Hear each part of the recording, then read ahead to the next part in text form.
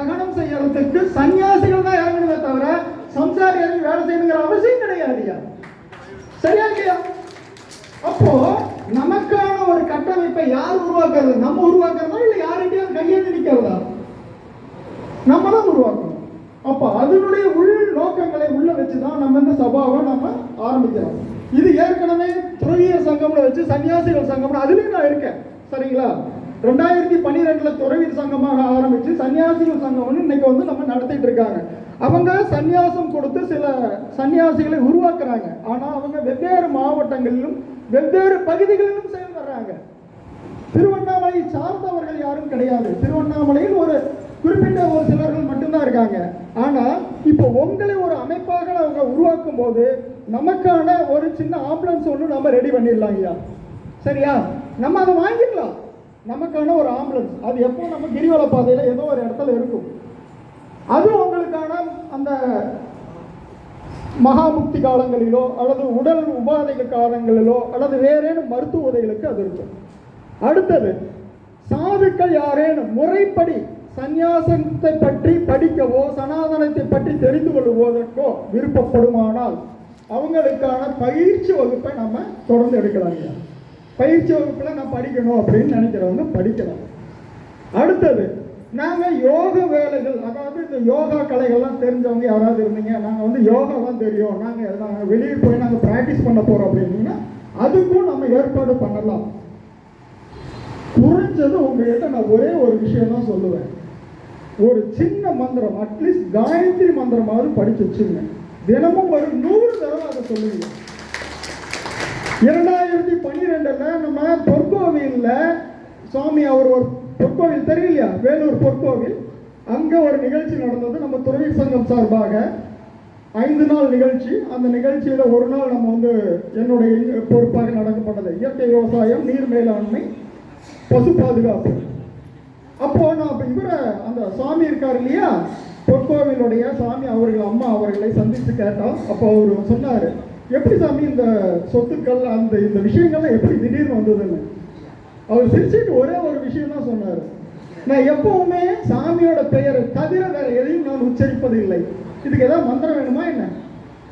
அதாவது அந்த சுவாமியோடைய பெயரை தவிர வேறு எதையும் நான் உச்சரிப்பதில்லை. இன்னைக்கு நான் இந்த இடத்துல இருக்கிறேன். சின்ன ஒரு மந்திரம், மகா மந்திரம், உன் மனதை மாற்றக்கூடிய எந்த ஒரு வார்த்தையோ அதுவே உன் மகா மந்திரம் சொல்லி சாஸ்திரம் சொல்லுது. ஆக நீங்க ஒவ்வொருத்தரோடும் சின்ன சின்ன சின்ன சின்ன சின்ன சின்ன மந்திரங்களை படிக்க கற்றுக்கணும். சரியா? இரண்டாவது, இது ரொம்ப முக்கியம்.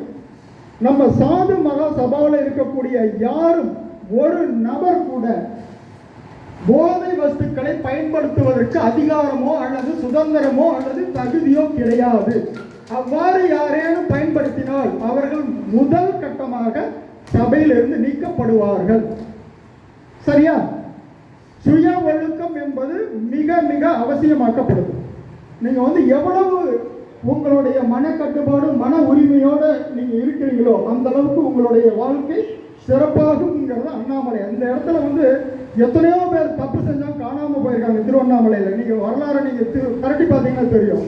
எத்தனையோ பேர் இந்த இடத்துல வாழ்ந்துட்டு இருக்காங்க சுகமா. எந்த விதமான உழைப்போ பணமோ கொண்டு வராதவங்க, வெறுங்கையை வீசி வந்தவங்க இந்த இடத்துல எத்தனையோ பேர் இன்னைக்கு பெயராக. ரமணர் ஊர்ல இருந்து வரும்போது பையில தூக்கி பணத்தையும் காசு எடுத்து வரல, வெறும் மனிதன சின்ன பையனா வந்தார் ரமணர். இன்னைக்கு ரமணர் பெயர் தெரியாத உலகத்துல ஒரு நபர் கிடையாது. நம்மளுடைய செயலும் எண்ணமும் சரியாக இருந்தால் உன்னுடைய இலக்கை நீ அடையலாம். விவேகானந்தர் சொன்னது சரியா? விவேகானந்தர் இந்த பூமிக்கு வந்திருக்கிறார். பெரிய பெரிய மகான்கள் இந்த பூமியில் காலை வச்சிருக்காங்க. அந்த பூமியில் நீங்களும் காலை வைத்திருக்கிறீர்கள். ஒரு மகான் காலை வைத்த பூமியில் நீங்கள் இருக்கிறீர்கள் என்றால் உங்களுடைய சுய ஒழுக்கத்தை நீங்கள் கட்டுமானத்தில் கொண்டு வர வேண்டியது அவசியம் என்பதை புரிஞ்சுக்கணும். சரியா? இந்த சாது மகாசபையினுடைய திட்டங்கள், அடையாள அட்டைகள் மற்றும் இதை சார்ந்த விஷயங்களை நம்ம இதுக்காக ஒருத்தரை பொறுப்பு நம்ம ஒருத்தர் அமைக்கிறோம். அவங்க கிட்ட நீங்க எல்லா உங்களுடைய சுய விவரங்களை அவங்க கிட்ட கொடுத்தீங்கன்னாக்கா இதை பிறகு ஒவ்வொருத்தருடைய ஆதார் அட்டையினுடைய அடிப்படையில் அவங்களுடைய அடையாள அட்டையை நம்ம பிரசவம் பண்ணி ஒவ்வொருத்தரும் கொடுத்துட்றோம். மீண்டும் சொல்றேன், யாரேனும் போதைப் பொருள் பயன்படுத்துபவர்களை கண்டாலும் நீங்கள் அவங்களை இனம் காண்டு நீங்கள் சொல்லுங்கள். நம்ம ஒரு குழுவாக இருக்கிறோம், ஒரு குடும்பமாக இருக்கிறோம். இதில் உயர்வு தாழ்வு என்பது இல்லை. நம்ம அனைவரும் ஒன்றுங்கிறத மனசில் வச்சு செயல்படுங்க. போதைப் பொருட்களை முழுமையாக தவிருங்க. நம்ம அரசாங்கம் நம்மளை தவறான பார்வையில் பார்க்குது. இன்னைக்கு சன்னியாசிகளை வேறொரு பார்வையில் பார்க்கக்கூடிய சூழலை இன்னைக்கு சமுதாயம் உருவாக்கி இருக்குது. தயவு செய்து நாங்கள் துறவிகள், மக்களுக்கும் சமுதாயத்திற்கும் எடுத்துக்காட்டானவர்கள். எங்கள் வாழ்க்கை மிகவும் புனிதம் என்பதை உணர்த்துங்கள் சமுதாயத்திற்கு. காவிங்கிறது காசு வாங்கிறதுக்கு, பிச்சை எடுக்கிறதுக்குன்னு மட்டும் தயவு செய்து நினைக்காதீங்க. காவிங்கிறது நம்மளுடைய தேசத்தின் ஒரு அடையாளம். தேசத்தினுடைய கொடியில கூட நம்மளுடைய காவி இருக்குது. நம்மளுடைய பாரத பிரதமர் முதலான நம்மளுடைய சன்னியாசிகள் காலில் விழுந்து ஆசீர்வாதம் வாங்குற அளவுக்கு இன்னைக்கு இந்த காவியினுடைய சிறப்பு இருக்குங்கிறத நினைச்சு இந்த கிரிவல பாதையில் உட்காந்துருங்க. அதாவது கிரிவல பாதையில் உட்காந்துருக்கிறோம், நம்ம பிச்சை எடுத்து சாப்பிட்றோம், அதனால நம்ம கேவலம் அப்படின்னு தயவு செய்து நினைக்காதீங்க. சன்னியாசிகளுடைய தர்மம் பிச்சை எடுத்து சாப்பிடுவது தான் என்பது நம்ம எல்லாருக்கும் தெரியணும். அதனால் தயவுசெய்து இந்த அமைப்பில் வரக்கூடியவர்கள் சுய ஒழுக்கம், சுய கட்டுப்பாடு, போதையின்மை, ஒருங்கிணைப்பு அப்படிங்கிற ஒரு விஷயத்திற்குள்ள எல்லாரும் ஒன்றாக இணைந்து பயணிப்போம் என்பதுதான் என்னுடைய ஆசை.